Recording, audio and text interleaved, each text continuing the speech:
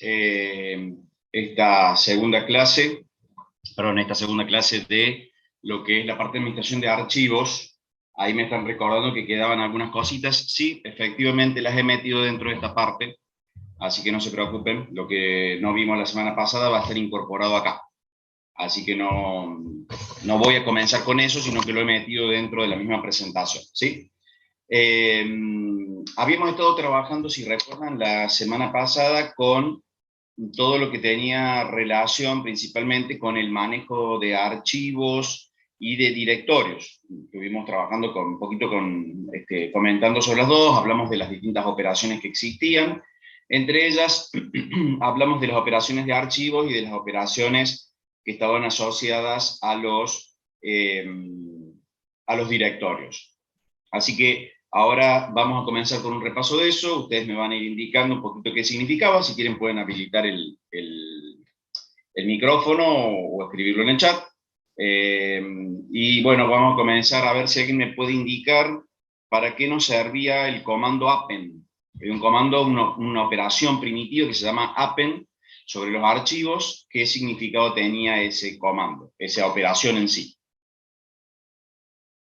Agregaba datos o contenido al final del archivo desde el último bit. Bueno, bien, bien, bien. ¿Y qué hace el open? Abre un archivo y lo deja disponible en la memoria. Bueno, cuidado con lo que están contestando, por ahí veo en el chat la palabra solo abre, ¿sí? Vuelvo a recordar lo mismo que le dije la vez pasada. No se queden con que solamente abre o que solamente lleva memoria, sino lo que hacía era justamente tomar todos los atributos y llevar a memoria, ¿sí? Para poder justamente saber cuáles son, por ejemplo, los bloques que necesita hacer uso. Entonces tengan cuidado con esto de interpretar solo la palabra, ¿sí? Si ustedes me ponen, yo les digo, ¿por qué hace el open? Y ustedes me dicen abrir un archivo, yo les voy a poner mal, ¿sí? No lo voy a poner correcto, porque no abre el archivo, no es lo que hace. Lo que hace es justamente tener que llevar a memoria lo necesario para poder hacer la apertura del archivo y hacer las lecturas posteriores. Entonces, tienen que tener cuidado con solamente reemplazar la palabra en inglés por la en castellano, ¿sí? Cuidado con eso. Bueno, justamente por eso quería hacer esto, para que ustedes recuerden de que no se queden con esto de simplemente una interpretación de una palabra y ya está, ¿sí? Tengan cuidado porque después plantean, no, pero si así lo vimos. No, no lo hemos visto así. Yo lo he aclarado muy bien la clase pasada, les he dado un pequeño resumen justamente en cada una de las operaciones, cómo trabaja y qué es lo que hace, y que no es lo mismo decir, por ejemplo, el close. ¿Qué hace el close? Bien, bien, libera espacio en las tablas internas, ¿sí? Eso es lo que termina haciendo, no cierra el archivo. O sea, obviamente que termina siendo algo colateral el cierre del archivo, pero ¿qué tiene que hacer? Liberar todo lo que estamos usando. Esa es la verdadera función del close, ¿sí?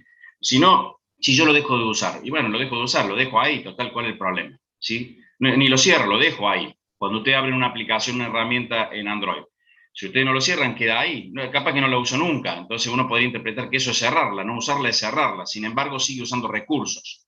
Entonces, el cierre es importante en una herramienta porque lo que hace es liberar justamente espacios, ¿sí? Espacios que seguramente van a necesitar alguna otra herramienta, ¿sí? Bien, perfecto. Bueno, obviamente que después tienen varias más, porque de archivos hemos estado viendo hasta 11 operaciones. Y hemos estado también viendo operaciones directorios. Ahora nos vamos a adentrar ya en una segunda etapa de esta administración de archivos, a ver qué nos va deparando y sobre qué nos vamos a ir metiendo, ¿sí? Cualquier consulta, duda, me levantan la mano o avisan ahí por el chat. Bien. Entonces, ¿qué es lo que tenemos que ver como parte de la administración de archivos? Tenemos que ver lo que es la implementación y la implantación, ¿sí? Cómo se implementa, cómo es que se lleva a cabo esto de organizar el sistema de archivos y los archivos que nosotros vamos a ir ya sea incorporando porque vamos grabando, vamos creando nuevos archivos o porque vamos eliminando, ¿sí? Las dos cosas vamos a tener que ver. Y el otro tema es la implantación, cómo es que se mete esto dentro del dispositivo físico, ¿no? Cómo es que esto se incorpora a un dispositivo físico y se distribuye dentro de un dispositivo físico. Entonces, tenemos que ver las dos miradas en este caso, ¿sí? Por empezar, tenemos que conocer la estructura de los archivos. La estructura del archivo, de alguna forma, no deja de ser más que esto, una unidad lógica de almacenamiento, algo donde en realidad tiene un principio y un fin, ¿sí? En algún lugar tiene que comenzar, en algún lugar tiene que terminar, tiene que haber algo que le indique que empieza, algo que le indica que termina.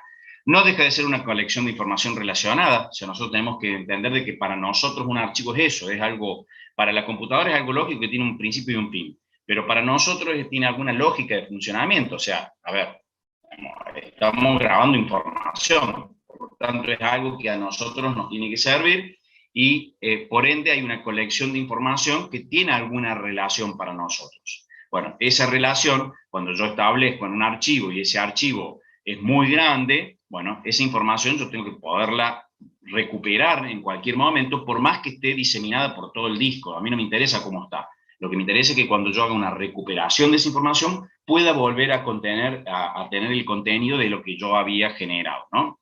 Eso está asociado a la consistencia, ¿sí? Tiene que haber consistencia en la información y no puede suceder que cuando uno grabe y quiera recuperar, se pierda parte de la información, ¿sí? Ese es uno de los principales conceptos en la seguridad, ¿sí? No se puede perder información, no puede haber una falla en la integridad, ¿sí? Que haya cambios en los datos.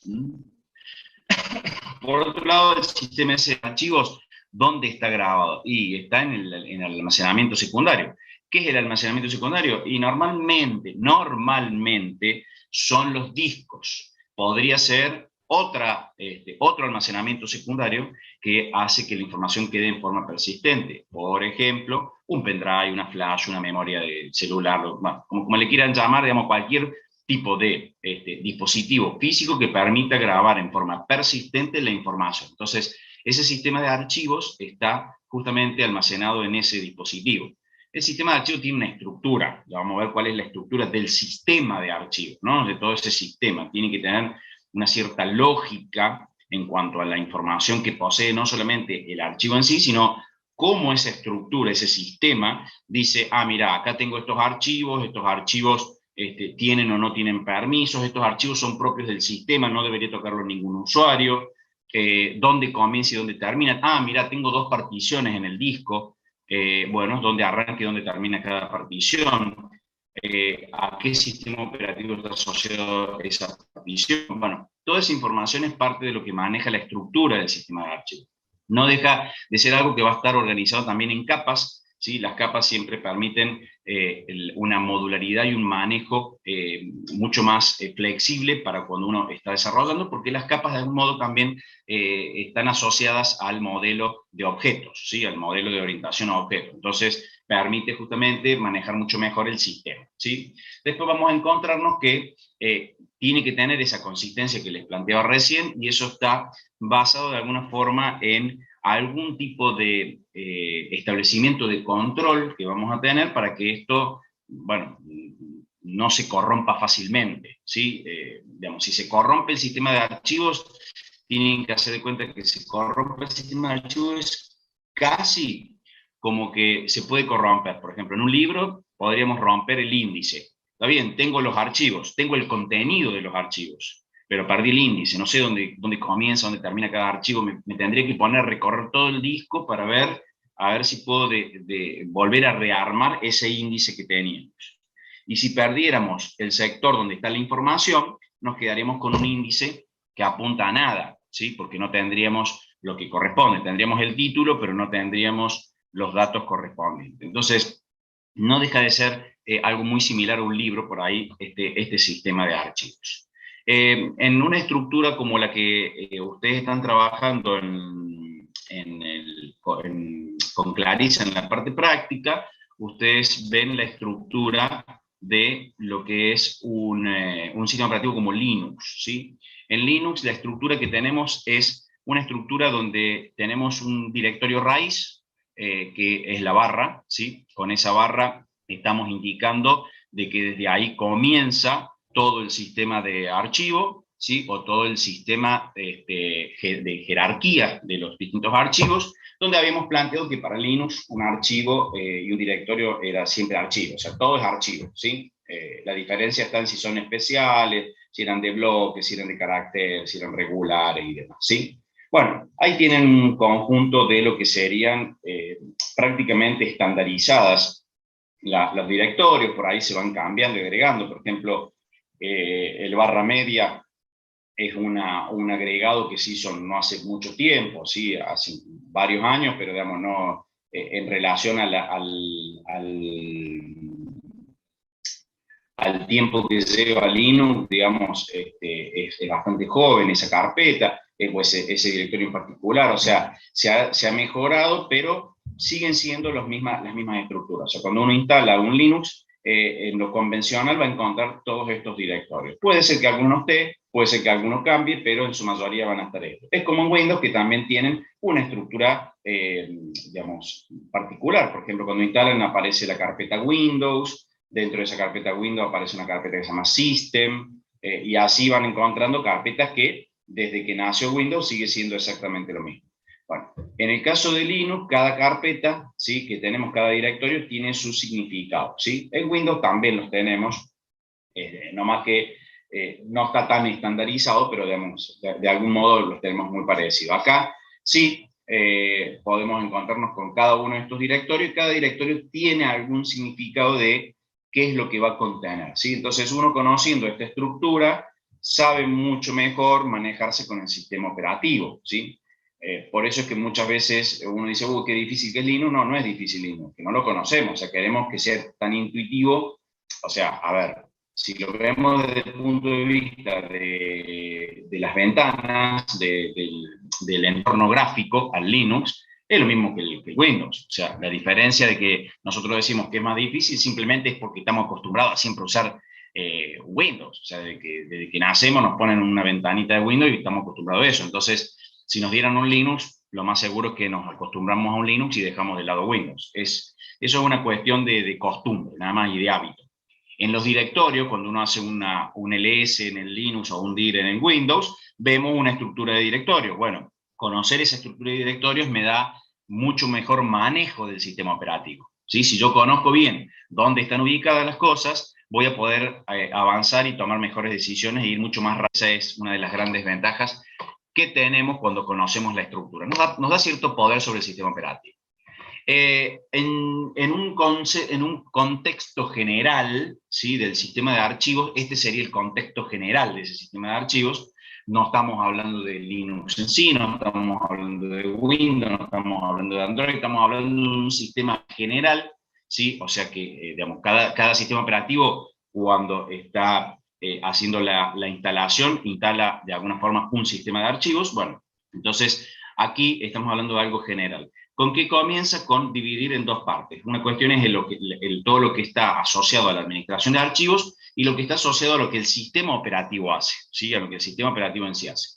Dentro de esto tenemos que uno comienza con una aplicación, un comando, algo que uno ejecuta, algo que uno lleva a cabo, donde ahí entran en juego las operaciones, ¿sí?, con sus nombres correspondientes, cada operación, como un SIG o cualquiera de las operaciones que hemos estado hablando, donde tenemos algo que tiene que ser con el manejo de directorios. O sea, este sistema de archivos tiene que poder manejar eso para poder entrar a la estructura de archivos y saber dónde está el directorio con el contenido de lo que yo estoy buscando, o sea, con el puntero al archivo que necesitamos, y un control en el acceso, ¿sí? Cuando hablamos de control al acceso, estamos hablando, a ver, ¿le voy a permitir o no al usuario acceder? ¿No le voy a permitir acceder? ¿Lo va a poder abrir? ¿Lo va a poder leer? ¿Lo va a poder modificar? ¿Qué es lo que va a poder hacer? O sea, está asociado con esto de el open, ¿sí?, de levantar justamente esos atributos, llevarlos a memoria, y le tengo que dejar información indicándole qué es lo que se va a poder hacer o no con ese archivo. Ahí viene un juego de tablas, ¿no? La tabla de apertura de archivos, con la protección correspondiente, para que después, cuando haya que tomar una decisión, cuando se esté procesando y se esté haciendo uso del archivo, el procesador sepa si puede o no hacer ciertas cosas con ese archivo. Bien. Por otro lado, una vez que estamos en esa estructura de archivos, ¿cómo lo accedemos? ¿Sí? ¿Cómo es el acceso a esa información? Está asociada a los métodos de acceso, que era esto de si podemos accederlo en forma secuencial, si lo podemos acceder de manera aleatoria, que dependía bastante del dispositivo, y tenemos justamente los registros, los datos, los bytes, dependiendo cómo los tengamos distribuidos, ¿sí? Y ahí lo que serían las funciones, las API, las librerías, lo que nos permite manipular esos archivos, ¿sí? Nos permite controlar, ¿sí? al manejo de ese archivo.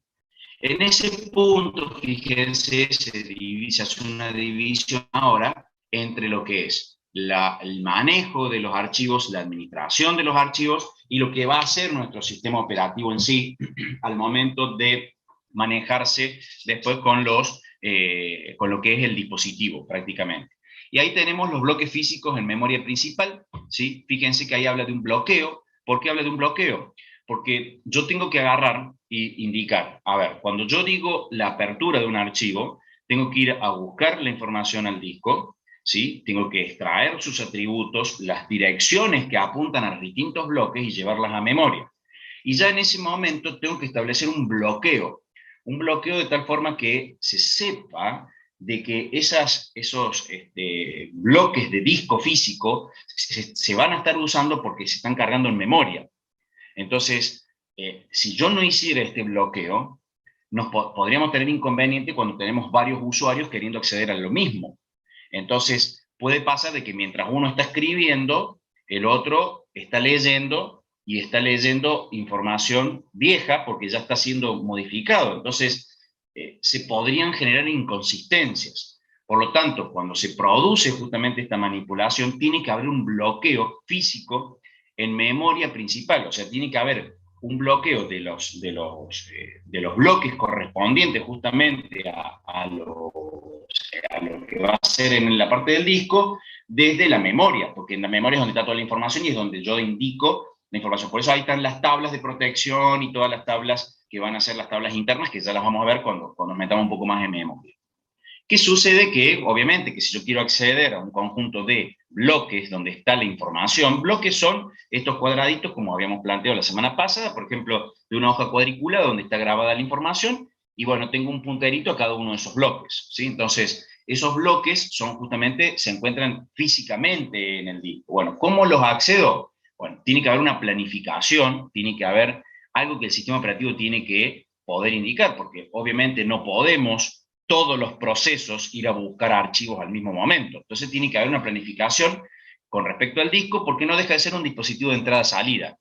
En el dispositivo de entrada-salida, obviamente tengo un cuello de botella, ¿sí? Salvo que tenga paralelismo para poder acceder de a muchos al mismo tiempo, lo cual ya vamos a ver más adelante que no tenemos discos que hagan eso, pero sí tenemos una tecnología que nos permite llegar a esa situación, ¿sí? Y ahí tenemos que ver que, obviamente, la planificación está asociada también a una cosa es leer, otra cosa es grabar, otra cosa es solo hacer la apertura, qué es lo que vamos a hacer, y la locación del archivo, ¿sí? Por ejemplo, la grabación, cuando hagamos bajado de memoria hacia el disco, bueno, va a haber que bajar hacia el disco físico. Entonces, cuando se baje al disco físico, ahí entran en juego los bloques físicos de almacenamiento secundario, que es lo que tenemos justamente en el dispositivo físico grabado.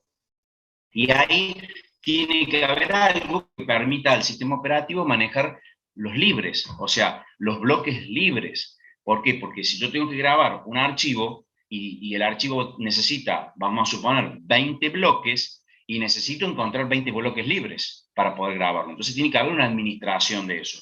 No puede estar recorriendo todo el disco a ver dónde hay huecos. Tiene que tener algo que permita tener de antemano conocer los huecos que hay disponibles, o sea, los bloques disponibles. Sabiendo los bloques disponibles, yo voy a saber si cuento o no con el espacio suficiente para grabar, sin necesidad de tener que ponerme a recorrer todo el disco.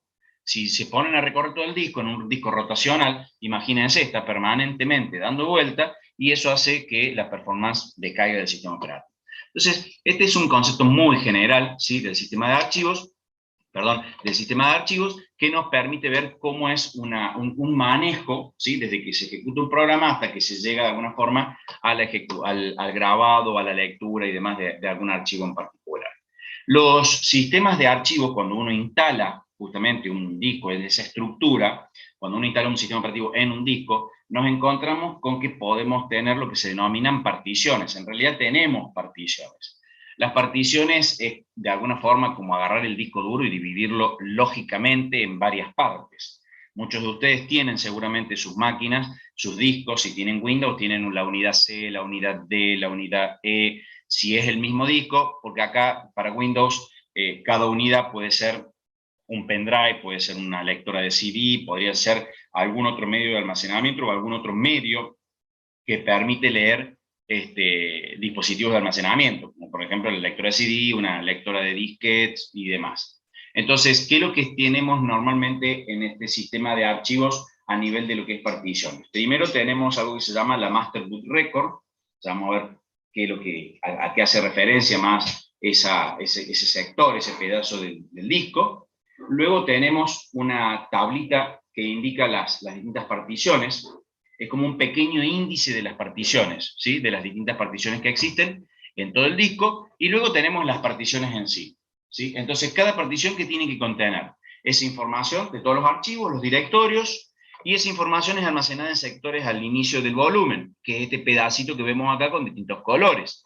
Esto es el índice del libro, ¿sí? Acá me indica de alguna forma dónde empieza, dónde termina la partición, qué tipo de partición es, ¿sí? Cuando entre a la partición me encuentro con todo el listado de archivos, ¿sí? Y con el contenido en realidad de los archivos. Por acá tengo todo el listadito de qué es lo que más o menos tengo en cada una de estas particiones. Las particiones, fíjense que no son del mismo tamaño, la partición 4 parece más chiquita. ¿Por qué? Porque pueden variar, ¿sí? Pueden variar. Esto está asociado a las MBR, ¿sí? Porque es lo que nosotros vamos a ver. Hoy en día existe la GPO, que permite justamente mucha mayor cantidad de particiones, pero en realidad para el concepto es exactamente lo mismo, ¿sí? Bien, cuando uno agarra una partición, ¿qué es lo que tiene en la partición? En la partición tenemos un bloque de arranque, algo que nos permite saber dónde empieza la partición y saber si esa es una partición de arranque, porque puede ser una partición específica por ejemplo, de Windows. Entonces Windows tiene que saber que ahí tiene el sistema de arranque, o sea, saber que ahí comienza el sistema operativo y que debe arrancar desde ahí, ¿sí? Bien, después tenemos, ¿sí?, lo que es el sector del bloque el número mágico, que le indica de alguna forma a qué hace referencia ese número mágico al sistema de archivos. O sea, yo con eso puedo saber qué tipo de partición tengo. Si una partición, por ejemplo, de Linux x2, x3, x4, o si es una FAT, o si es una NTFS, o si es una swap. Bueno, me indica eso. Hay cientos de distintos tipos de sistemas de archivos, ¿sí? Depende justamente del sistema que estemos instalando, normalmente los sistemas de archivos que puede manipular y que puede llegar a manejar y conocer. Luego, en esa misma partición tenemos los metadatos. Los metadatos de alguna forma tienen todo lo que es información de los distintos archivos que tenemos y dónde están esos archivos, o sea, es el índice del capítulo o si quieren llamarle, es la colección de libros y este es el libro en particular. Entonces, este libro en particular tiene su índice con los archivos y los directorios, por lo tanto me hace indicación. La MBR es una Master Boot Record, es una tabla maestra, ¿sí?, de registros que ya vamos a ver, ¿sí? Ya vamos a ver bien el contenido de qué es lo que tiene la Master Boot Record, que lo vamos a ver más cuando nos metamos más sobre Windows, y ahí voy a hacer una explosión, ¿sí?, de lo que es la Master Boot Record, donde vemos qué es lo que tenemos ahí adentro, porque ahí justamente tenemos ciertos contenidos que están asociados a una tabla que tiene que tener toda la información necesaria de todo el sistema de archivos en sí. Va a estar vamos a ver la información del MFT, bueno, vamos a ver varias información importante, pero ahí es la tablita que indica lo que yo tengo presente. Parte de esto que hablamos de tabla de particiones estaría conjuntamente con la Master Boot Record, ¿sí?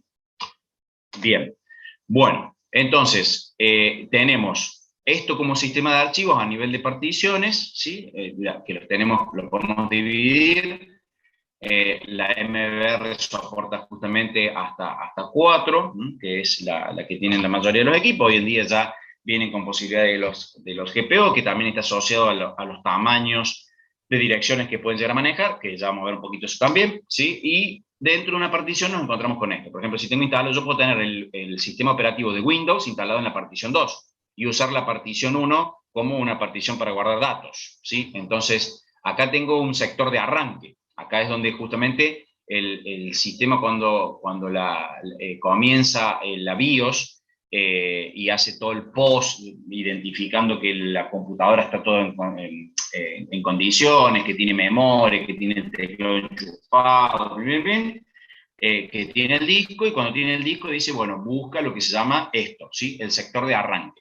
Cuando encuentra el sector de arranque, recién ahí está en capacidad de arrancar justamente el disco. Antes tuvo que haber podido leer esto, ¿no? La MBR con las tablas de particiones. Y cuando tuvo esa información, él sabe que este tiene la partición de arranque. Entonces va y busca.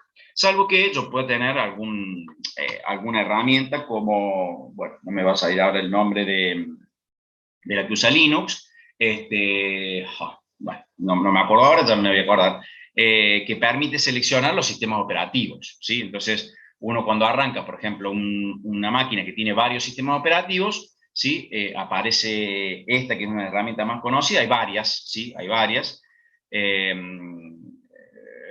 No me sale ahora.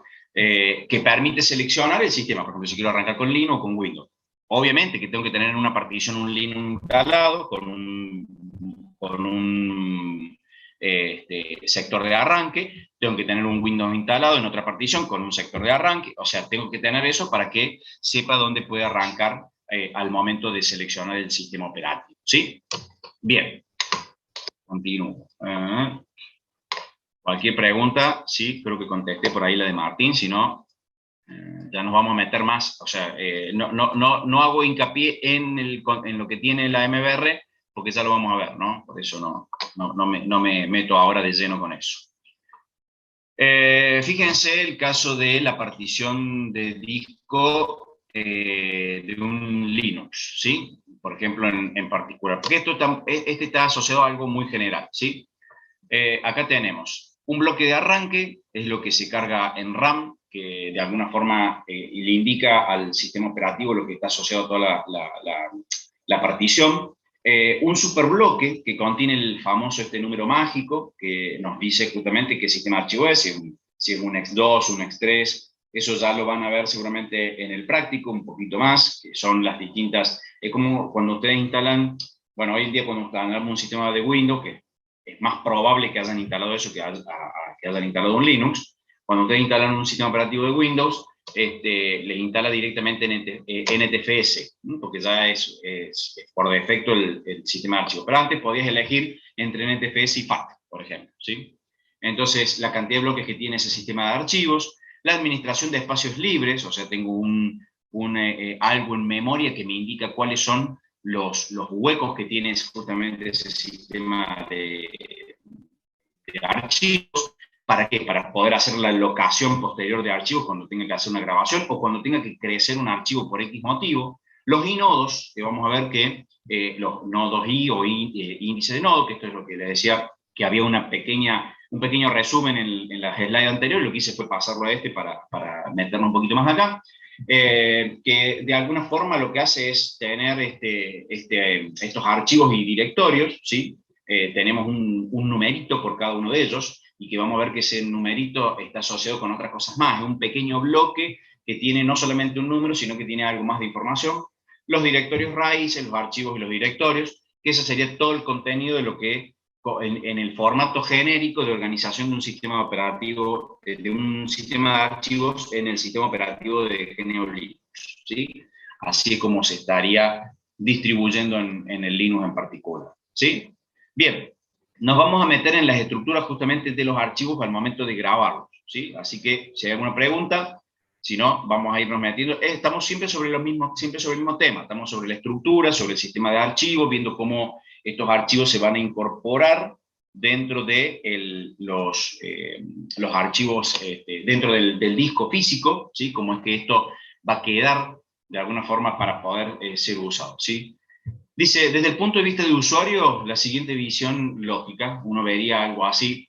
Yo tengo una ristra, como le decía anteriormente, yo más que así, por ahí lo veo más como una hoja cuadriculada, pero esto es lo mismo. ¿sí? Lo que veo es eso, y mi archivo empieza en ese lugar, por ejemplo, y termina, vaya a saber dónde, termina en el quinto, por ejemplo, ¿sí? O sea, para mí mi archivo empieza acá y termina acá, ¿sí?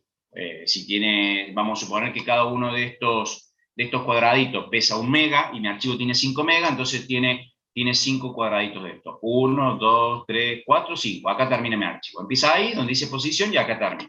Desde el punto de vista lógico, yo diría que lo vemos así, que un archivo está grabado de esta manera.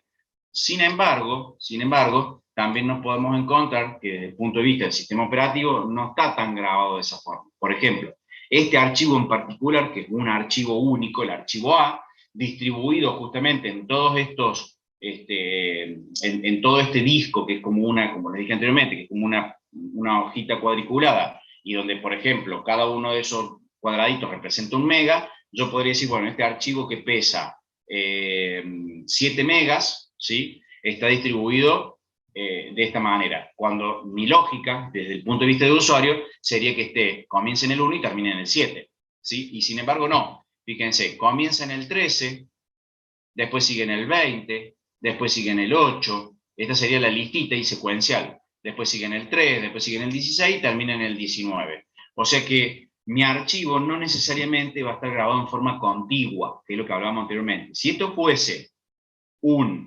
una cinta magnética, sí lo veríamos como lo ve el usuario, porque no hay otra manera de grabarlo, ¿sí? Que no sea así. Como yo le decía, para escuchar una canción tengo que ir hasta tal punto y de ahí comenzar a leerlo, y la lectura y la fidelidad es muy buena y es mucho más rápida. En un disco, si yo lo grabo de esta manera, que no es en forma secuencial, ¿sí? Lo hago en forma aleatoria, no lo hago en forma contigua, lo hago en forma aleatoria, y bueno, en un tema de música esto se puede llegar a sentir también una lentitud, que puede llegar a ser que se corte un poco el tema de música, además, ¿por qué? Porque el disco se tiene que estar moviendo permanentemente, ¿sí? Bien, entonces vamos a ver un pequeño ejemplo y vamos a entrarnos a lo que se llama a un concepto particular llamado fragmentación externa. En realidad, cuando nosotros vamos a grabar un archivo, vamos a ver ahora cómo se graba el archivo y vamos a irnos metiendo a esto. ¿Qué es lo que queremos plantear con esto? Ahí, por ejemplo, tienen vamos a suponer que ese es el disco duro que tengo, donde ya tengo un montón de archivos grabados, cada color identifica un archivo distinto, el amarillo, el naranja, el rojo, el azul, el verde, el gris clarito, y ahora quiero grabar este que es el gris oscuro, ¿no? Este gris oscuro, que es un archivo PDF que pesa 5 bloques. Ponemos el concepto de bloque porque es el concepto lógico, ¿sí? Cada bloque representa una cantidad de unidades de almacenamiento. Pueden ser 1K, pueden ser 4K, puede ser 1 mega, puede ser 1 tera, no sé, dependiendo cómo maneja el sistema de archivos y el sistema operativo la estructura al momento de hacer lo que se llama el formateo del disco, ¿sí? Cuando se formatea el disco, lo que están haciendo es esto, es agarrando una hoja en blanco y convirtiéndola en una hoja cuadriculada y dándole el tamaño a cada uno de esos cuadraditos. El tamaño va a ser igual para todos, o sea, todos los cuadraditos van a ser del mismo tamaño. ¿Preguntas hasta acá? ¿Dudas? ¿Vamos comprendiendo más o menos algo? Ahora me voy a meter, bueno, interpreto que si no hay ninguna respuesta es porque o sí, bien, algunos me plantean que sí, bien, perfecto. Bueno, cualquier cosa me frena, ¿sí? Así que en este caso lo que vamos a hacer es, por ejemplo, guardar el siguiente archivo que tiene 5 bloques y lo vamos a meter en el disco, ¿sí? Cuidado con este concepto. Cuando yo hablo de la palabra bloques, ¿sí? Cuando yo hablo de la palabra bloques, estoy hablando de algo lógico, ¿sí? ¿Qué significa que yo diga que es algo lógico? Significa que estoy hablando de algo que, si yo voy al disco físico, yo no veo bloques en el disco físico. En el disco físico voy a ver otro concepto que se llama sectores.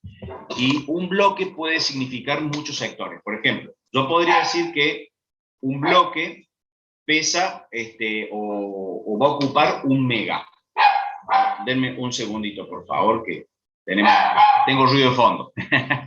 Denme un segundo.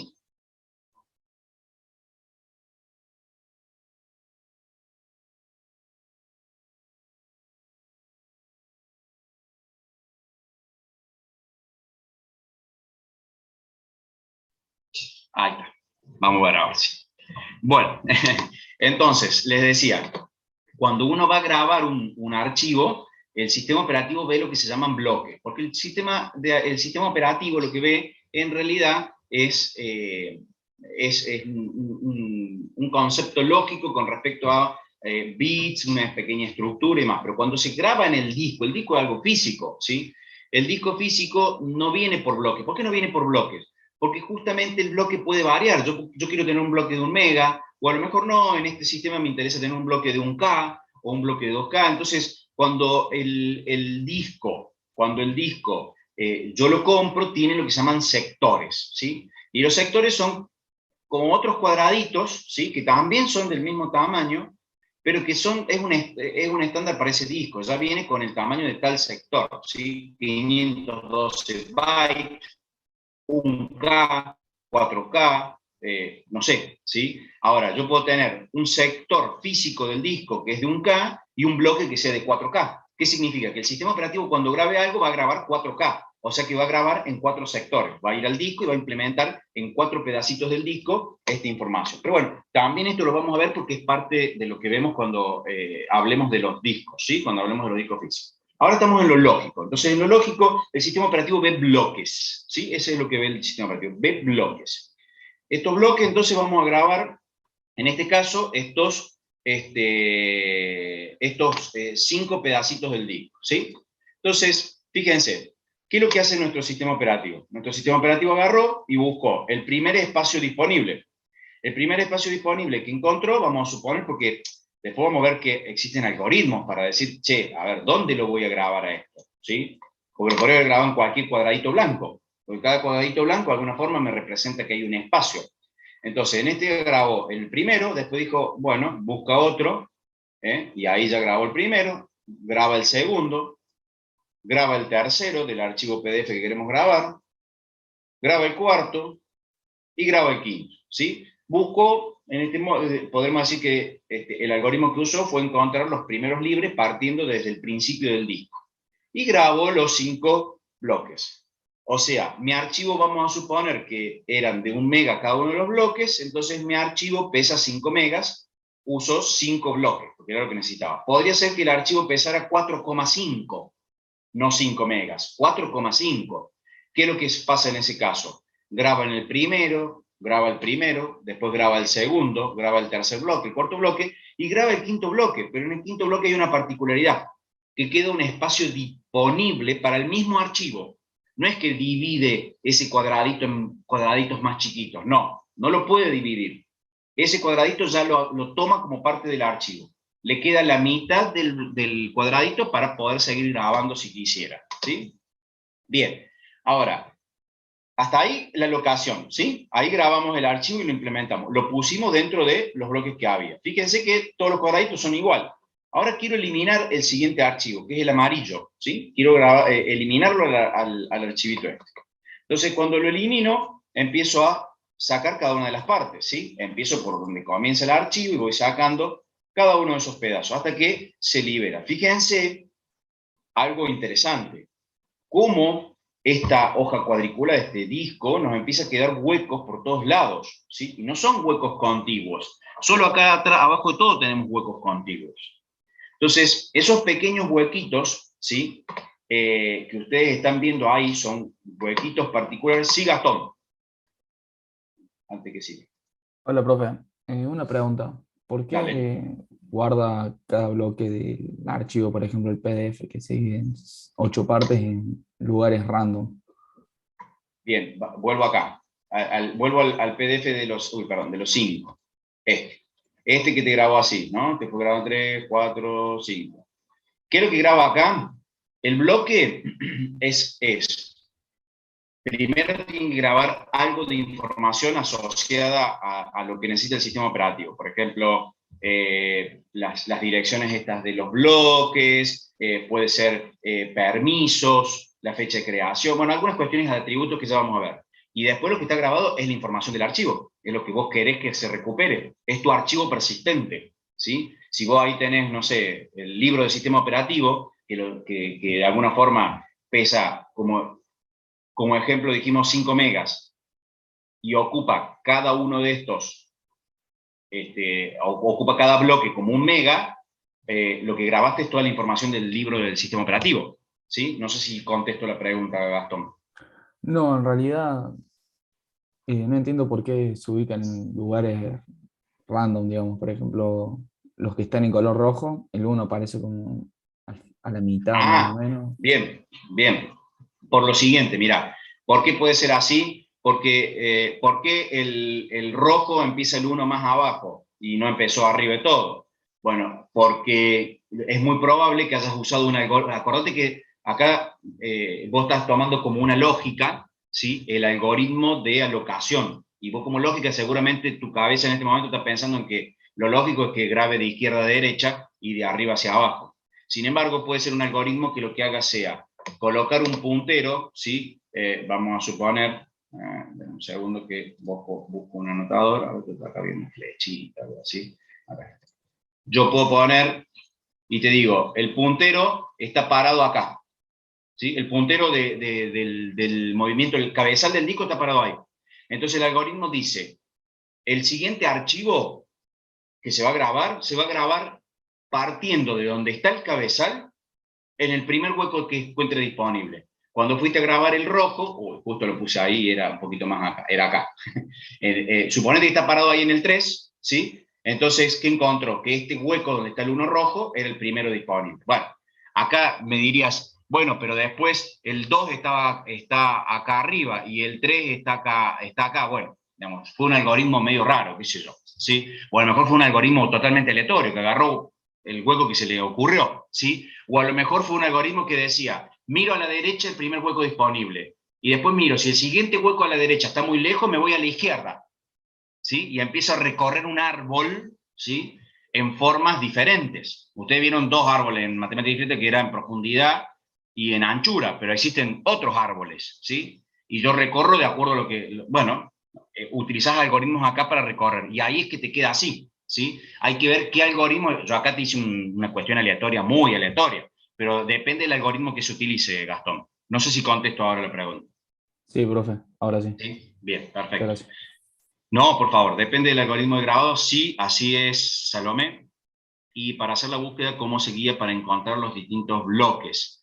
Para hacer la búsqueda, lo que se hace, Martín, ya lo vamos a ver ahora, lo que se hace es, en cada cierto tiempo se ejecuta un proceso, el sistema operativo ejecuta un proceso, viendo los espacios que hay libre y genera de alguna forma un archivo o un bloque donde va a tener la información, conociendo todos los bloques que están libres. Y los bloques tienen un número, ¿está bien? 1, 2, 3. Entonces, de acuerdo a eso, vos tenés el conjunto de todos los bloques que están disponibles. Por lo tanto, vos podrías saber en una tabla todos los bloques libres. Y por lo tanto, conociendo en esa tabla los bloques libres, podés usar un algoritmo en esa tabla, ¿sí? Claro, tendría como un acceso directo. Claro, exactamente, Ezequiel. Tendrías un acceso más directo porque conoces, tenés el índice. ¿Cómo voy a buscar algo en un libro? Algo específico. Y agarro el índice. ¿Sí? Voy más rápido. Bueno, acá hacemos un índice de todos los huecos libres. ¿Sí? Eso es lo que haríamos. Bien. Cada bloque tiene el número del que sigue, o sea, dónde está. Claro, exactamente. En el caso de un archivo que implementas, ¿sí? Por ejemplo, el 1 tiene que saber que su segunda parte del archivo continúa acá donde está el 2. Entonces tiene que tener un puntero apuntando allá. Ya vamos a ver esto. O sea, buenísimas los interrogantes, pues son todo lo que tenemos que ver. O sea, justamente las dudas que tienen son las respuestas que vamos a ir consiguiendo ahora. Pero perfecto que nos vayamos adelantando. Cualquier cosa, si hay alguna pregunta que no respondo, me la vuelven a escribir, por favor, ¿sí? Bien, profe, el índice serían los metadatos. El índice, no. El índice, vos lo tendrías, ¿sí? Calculo que te estás refiriendo a esta parte. A ver, un segundo. Yo voy a volver para justamente mostrar en el gráfico. Acá teníamos, acá. Acá tenemos, por ejemplo, fíjense, la administración de espacio libre, y acá tenemos lo que son los metadatos, ¿sí? En los metadatos, ¿sí? Yo tengo todo lo que es información, por ejemplo, en este caso de una partición, ¿sí? Dice, todo lo que es respecto a dónde y cómo están almacenados los archivos de la partición. El metadato normalmente tiene esa información. Parte de esto, ¿sí? Va a ser el conocimiento de los espacios libres que tiene. Lo que pasa es que normalmente nosotros asociamos metadatos, ¿sí?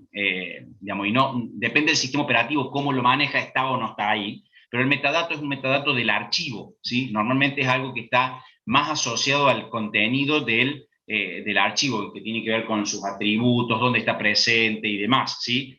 En este caso sí podría saber la disponibilidad, pero depende del sistema de archivo, pero sí podría estar en este sector de metadatos, ¿sí? Vuelvo a insistir, no es que en este concepto sería, sería tan genérico, ¿sí? Por ejemplo, acá vos encontrás, por ejemplo, lo tenés como separado a la administración de los espacios libres, ¿sí? En el link, ¿sí? Y de alguna forma el metadato te lo concentra más todo lo que son los nodos I, ¿sí? Toda la ristra de nodos I tiene la información de los metadatos, entonces no estaría dentro en sí del metadato la administración o el espacio libre, ¿sí? Lo que tenés como espacio libre. Vamos a ver que tenemos diferentes formas de manejar también los espacios libres, ¿sí? Pero sí está en ese sector, ¿sí? Está en ese sector, digamos, dando vuelta, depende del sistema de archivo que estés manejando, ¿sí? 2, 3, 4, bien. Estábamos por eliminar el archivo, me avisan, no sé si Eduardo llegó a contestar tu pregunta, sí, en algunos casos sí, en otros no, sí, bien. Bueno, el amarillo entonces lo eliminamos y ¿qué pasó? Se quedaron huecos, ¿sí? Huecos libres. Bueno, si ustedes le prestan atención a este disco ha quedado fragmentado, ¿sí? Se llama fragmentación externa a esto de tener bloques que están libres entre bloques que están ocupados. Entonces, si yo tengo muchos huequitos blancos, ¿sí? Como ven ahí, esto se llama fragmentación externa y es una fragmentación media excesiva, ¿sí? Hay mucha fragmentación. ¿Qué significa? Que si ustedes piensan en el disco duro como un CD, como un plato, y con un cabezal que se tiene que estar moviendo, por ejemplo, para leer el de color naranja, ¿sí? Tiene que agarrar, partir desde el principio el cabezal, para leer la segunda parte se tiene que ir hasta aquí, la tercera acá, la cuarta acá, y terminó de leer. Para leer el rojo empieza con el 1 acá, después tiene que mover el disco para llegar hasta acá, entonces tiene que estarse moviendo permanentemente el disco.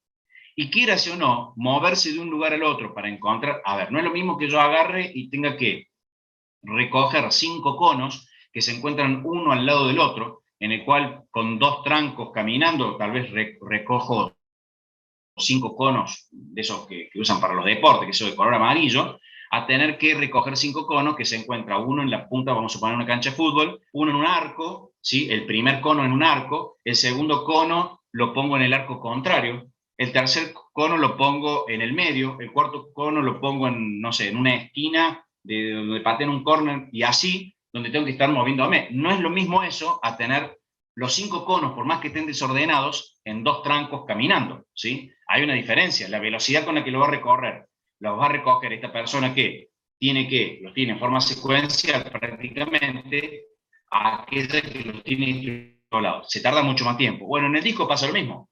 Si yo tengo distribuido el archivo en todo el disco, y se tarda mucho más, por lo tanto se convierte en algo lento. Por eso es que hoy tener una computadora con un disco rotacional, teniendo memorias tan rápidas, procesadores tan rápidos, y bases de datos que permiten que la información fluya mucho más rápido, hacen que el cuello de botella sea un disco rotacional, ¿sí? El disco duro es algo lento si es un disco rotacional, ¿está bien? Entonces, el disco rotacional tiene estas características, que empieza a dejar huecos por todos lados, ¿sí?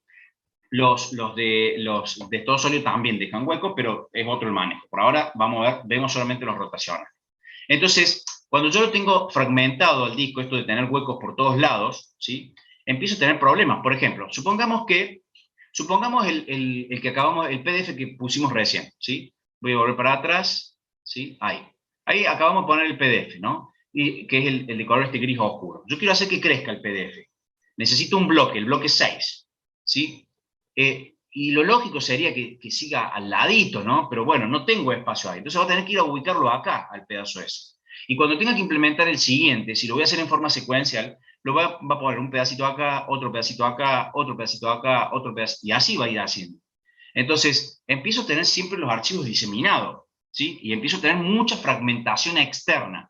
¿Por qué externa? Y bueno, porque justamente todos los otros archivos hacen que lo que quiere crecer uno, lo que quiera el nuevo archivo que uno quiere agregar, ¿sí? Por culpa de toda la distribución que hay de los otros, a mí me quedan huecos por todos lados. Entonces tengo una fragmentación externa. O sea, algo que los archivos generan con respecto a los otros archivos, ¿sí? Cualquiera de estos cuadraditos blancos lo puede usar cualquiera de los archivos. Si el rojo quiere crecer, puede usar cualquiera de los blancos. Si el amarillo quiere crecer, puede usar cualquiera de los blancos. No es que tiene que usar sí o sí el que está al costado, no, tiene que usar cualquiera, ¿sí? De acuerdo al algoritmo que estemos usando. Entonces, para resolver un poquito esta situación de tanta fragmentación externa, los sistemas operativos tienen una operación, ¿sí? Un método en realidad que llevan a cabo, que es la de fragmentación externa. ¿Qué es en realidad la de fragmentación externa? Reacomodar esos bloques poniéndolos de una manera secuencial por cada uno de los archivos. Esto sería lo ideal, ¿sí? Que sucediera. Lo que pasa es que esto es un proceso lento también. ¿Por qué es un proceso lento? Porque si yo me vuelvo para atrás y quiero colocar, por ejemplo, todo el amarillo en forma secuencial, o el naranja en forma secuencial, tengo que sacar este 5 amarillo que está acá, lo tengo que reubicar en otro lado, agarrar el 2 que corresponde, colocarlo en este lugar. O sea, tengo que hacer una lectura del 5, una búsqueda para el 5, una grabación para el 5, luego tengo que hacer una búsqueda del 2, ¿sí? Tengo que hacer un copiado, ¿sí? Del 2, una lectura y un copiado para grabar en el lugar que corresponde, eliminación del 2, y así sucesivamente, ¿sí? Esto lleva mucho tiempo. Y esto tendría que ser algo que se esté haciendo permanentemente. Y si se está haciendo esto permanentemente, nuestros procesos se van a sentir lentos, porque el disco yo lo uso permanente, ¿sí? El disco ustedes lo están usando en todo momento. Si ustedes vienen al administrador de tareas, ¿sí? Y se van al rendimiento, acá tienen una opción que es discos, ¿sí? Y pueden ver el disco, cómo está trabajando en este momento, ¿sí? Cuál es la velocidad de transferencia del disco en este momento, cuánto está grabando. Bueno, yo tengo discos de estado sólido, pero si ustedes agarraran, o por ejemplo este no es de estado sólido, bueno, pero este no lo estoy usando como un disco, un secundario. Fíjense que el secundario no lo estoy usando para nada. Sin embargo, el disco que tiene el sistema operativo sí se está usando, ¿sí? Se está usando, y si yo agarrara y cargara, por ejemplo, vamos a cargar, a ver si cargo ahí estoy cargando el IDE de Arduino, ahí estoy levantando un IDE para Arduino, ¿sí? Fíjense que ahí lo levanté, fíjense cómo está buscando cosas en el disco, está haciendo lectura, escrituras permanentes, o sea, hay picos. Bueno, estos picos que se ven bastante rápidos, fíjense acá cómo creció y dijo, tengo que transferir mucho, ¿sí? Y bueno, habrá transferido la cantidad que puede transferir de acuerdo a la velocidad del disco, al base de datos y demás. En un rotacional esto se va al 100%, ¿por qué? Porque es bastante lento, ¿sí? Y lo único que hice fue levantar un IDE, ¿sí? Un IDE justamente para los Arduino, ¿sí? Bueno, lo voy a cerrar, ¿sí? Y fíjense que al cerrar también pasa algo. ¿Por qué? Y porque de alguna forma tiene que hacer bajadas, limpieza en el disco y varias cosas más, ¿sí? No tendría fragmentación, eso también lo haría más rápido. De algún modo no lo tenés, ¿sí? No lo tenés tan sencillo, ¿sí? A la fragmentación esta externa, pero tenés otros aspectos, ¿sí? En el estado sólido, que están asociados a las lecturas, escrituras, ¿sí? Están más asociados a eso. Es otro manejo que tiene. Por eso no nos metemos ahí, porque la bibliografía está asociada a todo lo que es el manejo de disco rotacional, y en realidad es el que lleva a entender correctamente el manejo de la información, ¿sí? Insisto en lo siguiente, ¿sí? Ustedes tienen que entender algo en una carrera como la nuestra, la ingeniería en sistemas, donde uno plantea, pero estamos viendo contenido viejo. No, no es contenido viejo.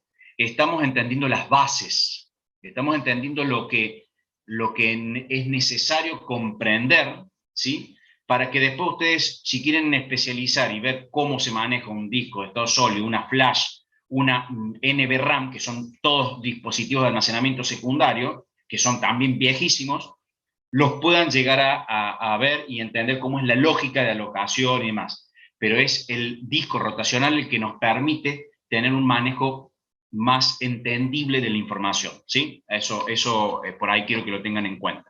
Por eso es que se ve es como querer aprender un lenguaje de programación, o aprender lógica de programación. Para aprender lógica de programación te tengo que enseñar con un lenguaje de programación. Y ustedes lo aprendieron con Python, yo aprendí con C++, ¿sí? Y los anteriores a mí aprendían con Pascal, y antes con Fortran.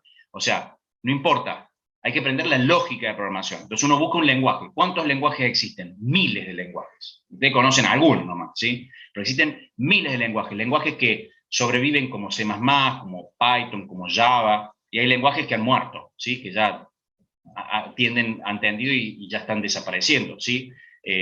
Fox, Delphi, son algunos que prácticamente COBOL, Clipper, lenguajes que ya no se están usando o se usan porque quedan algunos sistemas dando vueltas por ahí, que son bastante bien pagos en ese sentido. Bueno, la fragmentación también va a depender del algoritmo. Sí, también, sí. No vemos algoritmos de fragmentación, pero depende justamente de, sí, podrías usar cualquier tipo de algoritmo. Una decisión que puedas tomar vos, por ejemplo, decir, agarro todos los espacios, sí, voy a sacar la nuestra tarea, agarro todos los espacios que están disponibles, entonces agarro el primero, lo pongo acá abajo, sí, el segundo, y así, y los ubicas como vos quieras, no sé, y vas ubicando hacia abajo. No sé, depende, sí, depende de los algoritmos. Profe, no entiendo bien el concepto de fragmentación. Fragmentación es que te queda el hueco libre, ¿sí? Acá, vamos de vuelta, acá no tenés fragmentado, Martín. ¿Por qué no tenés fragmentado? Porque no tenés huecos, huecos entre los archivos.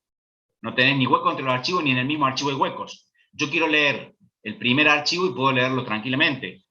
No hay ningún hueco, ¿sí? Eso es lo que tiene. Es bueno y es malo, entre comillas. ¿Por qué? Si vos decís que tus archivos solamente se pueden grabar en forma contigua, fíjate, el primer archivo, si quiere crecer, necesitaría usar acá. Pero ya, ¿cuál es el problema? El problema sería el siguiente. Suponete que este archivo, ¿sí? al de color naranjita, le agrego un sexto bloque y lo agregara acá al último del 8, del rojo, lo agrego acá al 6, cuando borre el naranjita, ¿sí? ¿Sí? Cuando borre, si después vos hiciste crecer estos archivos, te va a quedar un hueco acá, un hueco. Ese hueco es la fragmentación, ¿sí?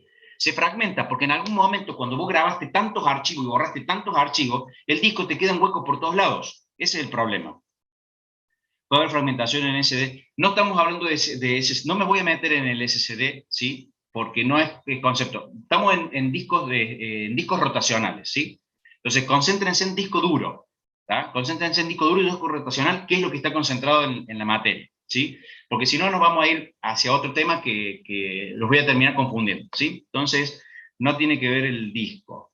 Tiene que ver el disco, en este caso estamos hablando de discos rotacionales, ¿tá? No estamos hablando de SSD, ¿tá? Estamos hablando de forma, porque en el SSD vos podrías grabar también de esta manera y podrías establecer esto también. Es otro el manejo. Entonces, no nos metamos en los discos de estado sólido. Haced cuenta que esto es siempre para lo mismo, para cualquier tipo de disco. Pero vamos a hablar de rotacionales, porque nosotros vamos a ver físicamente el rotacional. No vamos a ver físicamente un disco de estado sólido. Por eso intento de hacerles meter por ahora eso, ¿sí? Podrías grabar así en un disco de estado sólido. Exactamente lo mismo. Y se podría fragmentar, podría pasar exactamente lo mismo. Bien, porque depende de algoritmos, no de otra cosa. ¿Sí? Depende de la forma en que uno lo maneja. ¿Cómo se asignan estos archivos en el sistema? ¿Sí? ¿Cómo se asignan estos archivos? Bueno, una es la asignación contigua. Sería algo como esto, ¿sí? Que se asigne así, de esta manera. Otra es con una asignación enlazada y otra que se llama indexada. Es cómo se ubican estos bloques de disco, ¿sí? En el archivo. O sea, vamos a ver que esto no es contiguo, porque acá está por todos lados. Esto está enlazado o indexado, vamos a ver, ¿sí? Esto sería contiguo, ¿tá? Que están grabados un bloque al lado del otro. Esto es espectacular, porque esto permite que leer un archivo sea muy rápido. Me ubico al principio del archivo y prácticamente, si es un plato de disco, el movimiento es mínimo, ¿sí? Para leerlo. Entonces es rapidísimo, pero tiene sus problemas. Si necesito que crezca el archivo, ya no lo puedo hacer en forma contigua. Y si estoy obligado a que mi sistema de archivos tiene que ser siempre contiguo, voy a tener que agarrar estos 5 bloques, moverlos al último para que el archivo se pueda crecer. Y ahí, nuevamente, me quedó un hueco acá arriba. Se me vuelve a empezar a fragmentar el disco, ¿sí? Entonces, no es tan fácil tener un disco defragmentado. Digamos que es casi imposible, ¿sí? Tenerlo defragmentado. Miren, cada archivo, por ejemplo, ocupa un conjunto de bloques contiguos en el disco, como en este caso. Tenemos el naranjita con 5, el verde con 8, bueno, y así sucesivamente. ¿De qué depende? Depende del tamaño del archivo. Del tamaño del archivo es el que me va a indicar la cantidad de bloques, ¿sí? O sea que yo necesito dos datos ahí, por ejemplo, saber el tamaño de cada bloque y saber el tamaño de lo que pesa un archivo. Si el tamaño del bloque es de 1 mega y mi archivo pesa 20 megas, 20 dividido 1 va a ocupar 20 bloques, ¿sí? Una regla de 3 simple. Vamos a sacar ahí la cantidad de bloques que necesitamos. Solo se necesita la locación del comienzo y la longitud del número de bloques, o sea, yo con saber que este comienza en el bloque 0 y que tiene 5 bloques ocupados, o sea, 1, 2, 3, 4, 5 bloques, entonces ya es suficiente. Con saber que empieza en el bloque número 5, porque acá tengo el 0, el 1, el 2, el 3, el 4, bloque 5, el verde comienza en el bloque 5 y tiene 8 bloques.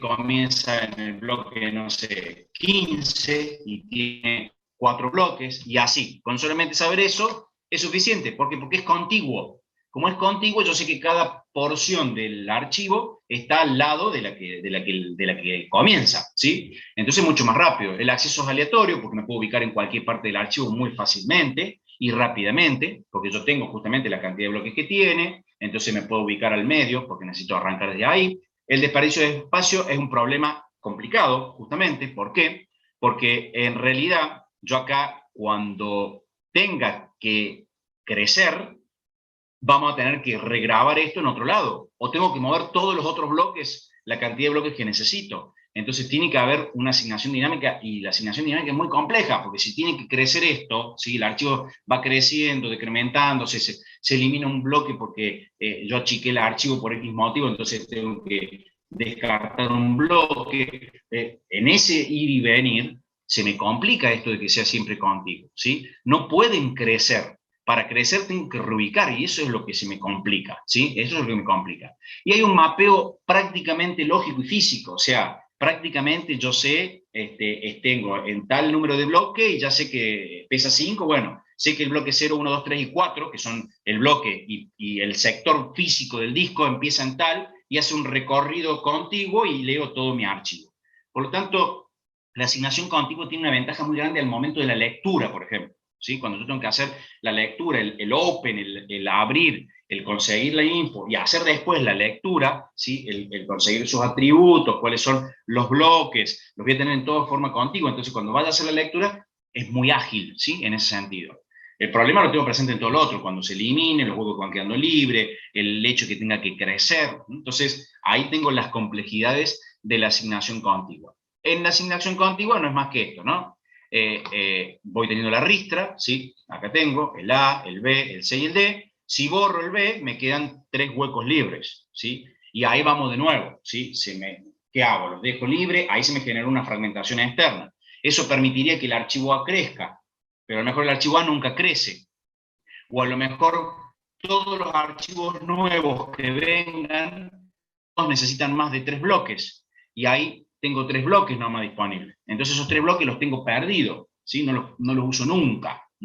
Entonces, la ventaja es que la implementación es simple, un buen desempeño en la lectura, y la desventaja es fragmentación excesiva, ¿sí? Compleja, dado que se debe escribir cada archivo como un todo cada vez, o sea, lo tengo que escribir completito. Entonces, ahí se me complica, ¿sí? La fragmentación suele ser, ¿por qué excesiva? Porque se me generaron 3 huecos, fíjense que se generaron 3 huecos acá de 3 bloques, y si ningún archivo después pesa 3 bloques, estamos en el horno, me queda un espacio que no lo voy a usar nunca, ¿sí? Puede pasar, y todo es factible, ¿sí? Podría llegar a pasar. La única manera de que esto se resuelva es reubicando siempre, cada cierto tiempo, siempre los archivos, cuando necesite grabar algo, reubicarlo y recién ahí hacer crecer mi archivo. Lo cual es muy complejo, muy, muy complejo, ¿sí? Entonces, hay una desventaja, y es grande la desventaja. Después tenemos la lista enlazada o la lista ligada, como la quieran llamar, ¿sí? Lo que es el otro sistema, ¿sí? El primer sistema era contiguo, este es la enlazada. Por ejemplo, en la enlazada, ¿qué dice? Cada archivo no es más que una lista, ¿sí? Es una lista que de alguna forma tiene los bloques que pueden estar en cualquier lugar del disco, y que en esa lista lo que tengo es, fíjense, nombre del archivo, ¿sí? Que esto en realidad el contenido del directorio es esto. Cuando uno dice, ¿qué contiene el directorio? El directorio contiene esto, contiene el nombre del archivo, dónde comienza y dónde termina. Lo que pasa es que yo acá no sé cuáles son los bloques que están en el medio. Yo conozco el primer bloque y el último bloque. El primero y el último. Pero no conozco los bloques que están en el medio. Esta información no me da eso. Entonces, si yo tengo que recorrer este archivo, empiezo donde comienza, que es en el bloque 9. Me voy al bloque 9 y el bloque 9 tiene que perder algo, el bloque supongamos que son 4 megas, bueno, algo de información de ese bloque, de esos 4 megas, lo tengo que usar para un puntero que me indique cuál es el siguiente bloque. En este caso es el número 16. Entonces, me voy al número 16. El número 16 que me dice, está el siguiente bloque, continúa en el 1. Me voy al 1. El 1 que me dice que el siguiente bloque está en el 10 me dice que el siguiente bloque está en el 25, y acá, como suelen hacer cuando generan un bucle, un indicador de un corte de este bucle, ¿sí? Una condición, puede ser, por ejemplo, el -1. ¿Sí? Entonces, el -1 le indica, acá terminó el archivo. ¿Sí? Entonces yo sé dónde empieza y dónde termina, pero no sé lo que tiene. Entonces, esto de alguna forma, si se dan cuenta, evita o no facilita la posibilidad del acceso aleatorio. ¿Sí? No lo simplifica, al contrario, es complejo, porque tengo que recorrer el archivo, porque tengo que ir viendo cuáles son los bloques que contiene ese archivo, porque no los conozco, no sé cuáles son los bloques. Entonces, el archivo es definido por el primero y el último, resuelve el problema de almacenaje que veíamos recién, que si tiene que continuar y se encontraba con que después continuaba un archivo, no lo podía grabar. En cambio ahora puedo usar cualquier bloque, porque mientras esté alguno libre, lo único que hago es indicarle cuál es el siguiente, entonces lo resuelve. Necesita solo la dirección inicial, algo muy sencillo, prácticamente ni el último hace falta, pero por ahí eso también está asociado a que puede existir alguna posibilidad de crecimiento, y por eso es la necesidad del último, ¿sí? Si tiene que crecer el archivo, yo conozco cuál es el último, puedo saber que continúe. Ahora, ¿yo podría desde el último regresar al primero? ¿Podría desde el último bloque regresar al primer bloque? ¿O no? Y si, no, es verdad, porque el último tiene -1. Exacto, porque el No tiene puntero, forma. siempre el puntero indica al siguiente, exactamente, el puntero indica al siguiente, y no indica al anterior. Exactamente, no son cíclicos en este caso. Bien, entonces el sistema de administración del espacio libre, ¿sí? No malgasta espacios en este caso, está buenísimo, pero no hay acceso aleatorio. Tengo que entrar desde el primero y ir recorriendo hasta donde necesito para poder llegar a la información que requiero. ¿Sí? Esa es la lista ligada. La asignación por lista ligada, bueno, acá lo ven, ¿sí? Los distintos bloques, ¿sí? Estos bloques, esa lista azul que ven, ese pequeño rectángulo azul en cada bloque, es el espacio perdido por poner información del siguiente bloque. Eso quiere decir que voy perdiendo, ¿sí? Espacio de almacenamiento por cada bloque, que no es información propia del archivo, ¿sí? ¿Ese método de asignación sería más lento? Claro, sería más lento en cuanto a la lectura, totalmente, Federico. Nada que ver con el anterior, al ser contiguo, que era totalmente veloz, ¿sí? En cambio, en este caso, es mucho más lento, ¿sí? Es mucho más lento, pero no desperdicio los espacios, ¿sí? No desperdicio los espacios, aprovecho absolutamente todos los espacios, y en forma tal vez más rápida, porque no tengo que andar reacomodando los archivos para nada, ¿sí? Entonces, ese sería uno de los inconvenientes, sería que no tengo el acceso aleatorio. Pero elimina esto de la fragmentación externa, ¿sí? Ya no tengo fragmentación externa, y podría tener tranquilamente un archivo al lado, con un pedazo, total, me da lo mismo. A mí lo que me interesa es saber que mi bloque sabe cuál es el siguiente bloque, ¿sí? Eso es lo que me interesa en este caso. Bien. Antes de continuar con esta, les pido que por favor me pongan el famoso presente, ahí lo pongo, ¿sí? Numeral legajo, numeral presente. Vayan poniéndome eso, por favor, eso, muy bien. Bien, entonces, ¿qué es lo que tenemos acá? La otra opción es la por índice, ¿sí? También se le llama asignación por lista enlazada o por lista ligada y con índice, o directamente asignación por índice, ¿sí? La otra es enlazada y esta es por índice. ¿Cuál es la diferencia? La diferencia es que yo al indicador del bloque que continuaba del archivo lo colocaba en el propio bloque, a la información del puntero lo colocaba en el bloque. ¿Qué es lo que hace en realidad la asignación por índice? Genera un índice, genera una tabla donde tiene todos los bloques físicos, ¿sí? Todos los bloques físicos, vamos a suponer que sean, no sé, 100, tengo un disco de 100 megas, entonces cada bloque es de 1 mega, significa que tengo del 0 al 99, ¿sí? Los bloques que tendríamos. Entonces tengo del 0 al 99. Si es del 0 al 99, bueno, ¿qué puede pasar? Si en mi tabla que voy a tener, si tengo un espacio, no tiene nada, significa que ese bloque está libre. Y si no, tengo justamente un indicador del siguiente bloque. Ahora, ¿qué es lo que va a tener justamente la información del archivo? El archivo va a saber dónde comienza y dónde termina, por ejemplo, también. Pero la ventaja es que yo sé que el archivo empieza aquí, por ejemplo, en el bloque 7, ¿sí? En el bloque 7 físico, después sigue en el 1, después sigue en el 5, después sigue en el 2, y en el 2 tengo un -1 y ahí terminó. ¿Qué ventaja tengo? ¿Y por qué esto sería, digamos, mucho más interesante? Y podríamos decir que tengo un acceso aleatorio más simple, digamos, que prácticamente no hace falta ni que vaya al disco, puedo ir mucho más rápido. ¿Por qué? Porque esta tabla está en memoria, esta tabla se tiene que cargar en memoria. Ahora, esta tabla que se carga en memoria es una tabla que ocupa espacio en memoria. O sea, fíjense cómo yo mejoro tal vez el rendimiento en algo, pero ocupo espacio de memoria RAM. Entonces, si el disco duro tiene muchísimos bloques, millones de bloques, y cada bloque tiene que tener esta información, y estoy pesando una buena cantidad de megas en memoria, ¿sí? Tal vez 100 megas, 200 megas los tengo ocupados en esta tabla. En algún momento ocupar esa cantidad de memoria es mucho, ¿sí? Entonces, la tabla FAT, que es la tabla que usa los Windows que se usaban anteriormente, que hoy también pueden instalar un sistema operativo con FAT, pero no es recomendable, tenían esta tablita, ¿sí? Y esta tablita me permite justamente ver toda esta distribución, ¿sí? Entonces, en esta distribución la ventaja que tengo es que esto lo tengo en memoria. Entonces yo sé en memoria cuáles son los bloques que ocupa el archivo, porque hago un recorrido en memoria. No tengo que ir al bloque, ver cuál es el puntero siguiente, ir al otro bloque, ver cuál es el siguiente puntero. No tengo que ir al disco. Acá lo tengo todo en memoria. Entonces, esto acelera el proceso, ¿sí? Esto acelera el proceso. Esta es la asignación por índice, ¿sí? Entonces, desventajas es que toda la tabla de FAT tiene que estar en memoria. La tabla de FAT es porque es el esquema que utiliza justamente FAT, ¿sí? Que es la tabla de direcciones de archivo que utiliza Windows, ¿sí? Que utilizaba Windows anteriormente. Ahora utiliza una que se llama NTFS, ¿sí? Se llama NTFS. ¿Qué sucede si se destruye la FAT? ¿Qué les parece que pasa si se destruye la FAT? Si se me destruye esa tabla que tengo en memoria. Pierden los datos. ¿Pierdo los datos o no pierdo los datos? ¿Se pierden los archivos o no se pierden los archivos? Los datos Pierdo no, la pero posibilidad de acceder. Muy no hay bien, cómo pierdo. accederlos, claro.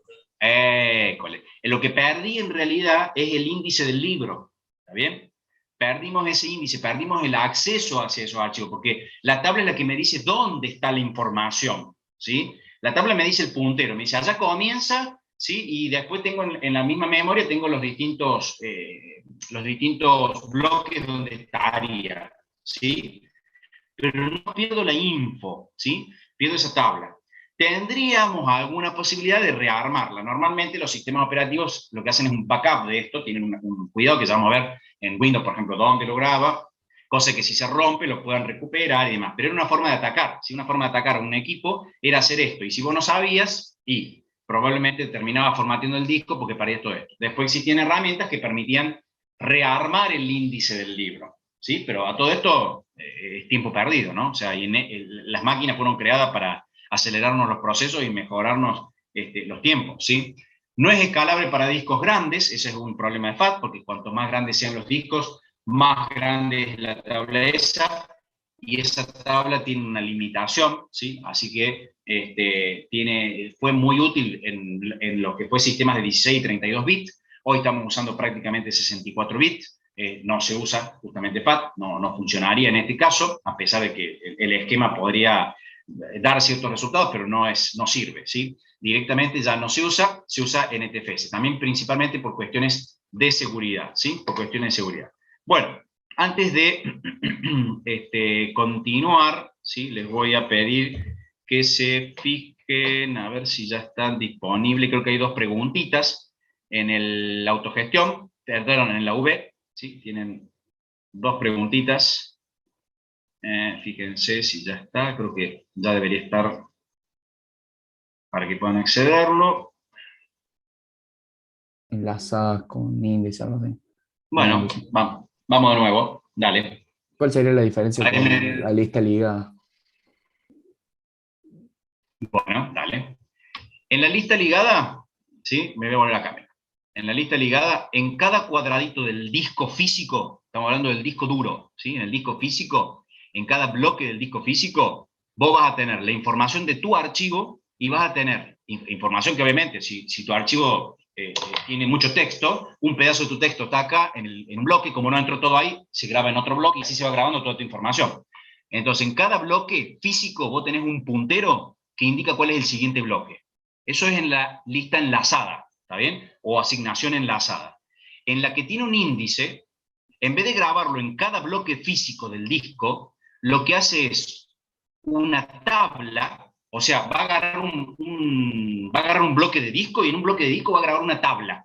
Un bloque va a usar y va a grabar una tabla, ¿sí? En esa tabla, ¿qué va a tener? Va a tener y va a decir, mira, el bloque 0, ¿sí? En el bloque 0 tengo nada.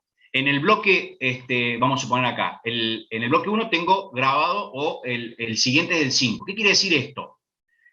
¿Dónde inicia el archivo? Cuando vos entras a un directorio y querés acceder a un archivo, el archivo te dice, ¿qué información tenés? El nombre del archivo, ¿sí? Nombre del archivo, y te dice el bloque donde comienza. ¿Está bien? El bloque donde comienza.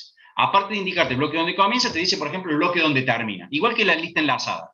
Pero la diferencia es que en la lista enlazada tiene que ir al bloque físico del disco, se tiene que mover el disco duro hasta ese bloque para encontrar el puntero de cuál es el siguiente bloque. En cambio, en la por índice, esa tabla la tenés en la memoria. Tenés una tabla en memoria que te dice que el archivo comienza en el bloque 7 y que el siguiente bloque es el bloque 1. Entonces, como esa tablita la tenés en memoria, vos podés saber en memoria cuáles son los bloques que está usando tu archivo. Y vos sabés que los bloques que están usando tu archivo son el bloque 7, el bloque 1, el bloque 5, el bloque 2, y ahí terminó tu archivo. Entonces vos sabés que el 7, el 5, el 2 y el 1, esos 4 bloques son los que tiene tu archivo. Y no tuviste que ir al disco duro, lo usaste directamente de una tabla en memoria. Justamente la idea es evitar ir al disco, porque el disco es lo lento. Entonces, si yo lo tengo en memoria cargada, el proceso siempre va a poder acceder a lo que está en memoria cargada. Y por lo tanto, yo conozco todos los bloques correspondientes a tu archivo. ¿Por qué? Porque tengo un índice en memoria. ¿Contesto? ¿Se llegó a entender ahora? Sí, profe, perfecto. ¿Sí? Bueno, esto lo tienen también, obviamente, explicado en el libro, pero independiente de eso, no se preocupen si no lo comprenden, lo volvemos a repetir, ¿sí? Es fácil, es muy sencillo, pero bueno, por ahí hay que sentarse a hacer los dibujitos y demás, eso ayuda mucho, ¿no? Cuando uno se siente un poquito más en eso. Pero es justamente lo que estás viendo acá, ¿sí? Vos acá, ¿sí? Esto es lo que tiene un directorio, ¿sí? Bueno, vos tendrías en la lista enlazada, vos tenés esto así, tenés que ir al disco físico. En cambio, en la otra, en la por índice, se generaría una tablita, ¿sí? En memoria, que tendría todos los bloques y diría bloque 0 vacío. El bloque 1, ¿sí? En este caso diría que sigue en el 10. El bloque 2 vacío. El bloque 3 vacío. El bloque 4 y así. Cuando llega al bloque 9, el bloque 9 sigue en el 16. El bloque 10 sigue en el 25. El bloque 16 sigue en el 1. Y así todo y el bloque 5 es menos 1. Entonces, ¿qué vos tendrías? Tendrías una tablita en memoria que cuando diga el archivo comienza en el bloque 9. ¿Qué pasa? Que si vos seguís esa tablita en memoria, seguís los punteros de los siguientes y rápidamente podés saber cuáles son todos los bloques que corresponden a tu archivo. Entonces, es muchísimo más rápido, con un índice que tenés en memoria, a tener que ir al disco a leer bloque por bloque para encontrar el puntero del siguiente bloque, lo cual es lento, ¿sí? Porque tengo que mover el disco. Esa es la diferencia entre la enlazada y esta que se llama por índice, o también se le llama lista enlazada con índice, porque no deja de ser una lista enlazada, pero tiene un índice, y lo que nos beneficia a nosotros es un índice. En el otro caso es el libro. Tenés el libro sin índice, tenés que ir al libro y ver cuál es el capítulo que sigue, o cuál es la página donde sigue el siguiente capítulo. Acá no. Acá vos directamente tenés un índice y con el índice va mucho más rápido. Sabés en el índice desde qué página hasta qué página termina, sabés cuáles son las páginas, qué tema tenés en cada página, o sea, El índice acelera muchísimo la lectura en este caso, ¿sí? Bueno, en un libro, y lo mismo pasa en un disco, ¿sí? Es exactamente lo mismo para el disco. Bien, con eso terminamos las partes de asignaciones y entraríamos con los sistemas de archivos. Acá simplemente voy a nombrar, ¿sí? Como para adentrar al sistema de archivos, y lo dejo ya, sigo pateando el Linode, porque el Linode requiere su tiempito. Lo vemos ya la clase que viene, ¿sí? La idea era terminar hoy ya con parte, pero bueno, no importa, lo terminamos la clase que viene, ¿sí? ¿Qué es un inodo? Esta es la diapositiva que faltaba de la vez pasada, ¿sí? Todo archivo directorio en Linux tiene asociado un número de inodo, ¿sí? O sea que cualquier archivo que tengamos va a tener un número de inodos. Puede ser especial, como un directorio o cualquier otra cosa. Entonces tenemos un nodo índice, un inodo. El inodo es un bloque de disco, o sea, es un cuadradito, ¿sí? Un cuadradito de disco que contiene los atributos del archivo, o sea, sabe cuándo se creó, cuál es el tamaño, quién es el propietario, cuáles son los permisos, tiene toda esa información, y además tiene las direcciones de los bloques del disco, o sea, tiene los punteritos, los números, ¿sí? De cuáles son los bloques del disco que conforman a ese archivo. ¿Está bien? O sea, tiene todos punteros de eso, tiene el índice, ¿sí? El inodo en sí es un número entero que representa este bloque que a su vez tiene toda la información necesaria para poder rescatar al archivo nuevamente o poder implantarlo en el caso de que estemos implantándolo, grabándolo. Los directorios en Linux que contienen el nombre del archivo, ¿sí? Directorio, y su número de inodo asociado. O sea, en Linux lo que tenemos es esto, porque esto es específicamente del Linux, ¿sí? El inodo no tiene nada que ver con Windows. Si yo les pregunto ¿cuántos inodos tiene un Windows? Me dicen, no, me está hablando cualquier cosa, porque el inodo no es compatible con Windows, ¿sí? Es Linux, solamente es Linux. Entonces, estos directorios lo que tienen que es un listado, ¿sí? De los archivos o subdirectorios, llamémosle subdirectorios, con el número de inodo correspondiente, ¿sí? Que ese número de inodo, ¿qué es? Justamente un cuadradito, un bloque, que va a tener el nombre del archivo, el número de inodo, con todos sus atributos, entre esos atributos es el nombre, y los punteros a los bloques correspondientes a cada archivo. El atributo número de enlaces, que es algo que sí vamos a trabajar un poquito, y ustedes lo van a trabajar también en el práctico después, identifica desde cuántos directorios se accede a un archivo. Justamente, como no existe lo cíclico, pero sí podemos compartir archivos, bueno, tenemos que tener una estructura que permita compartir ese archivo y que desde distintos directorios se pueda acceder a un mismo archivo. Bueno, y ahí vamos a ver esto, que es el atributo de los enlaces. Por hoy vamos a cortar acá, solamente introduzco lo que son los nodos I, por si quieren ir leyendo un poco más. Tienen esta presentación también subida, así que, bueno, dudas, consultas, quienes tengan dudas se pueden quedar si quieren un par de minutos, quienes no, quedan liberados y nos estaríamos viendo el lunes que viene.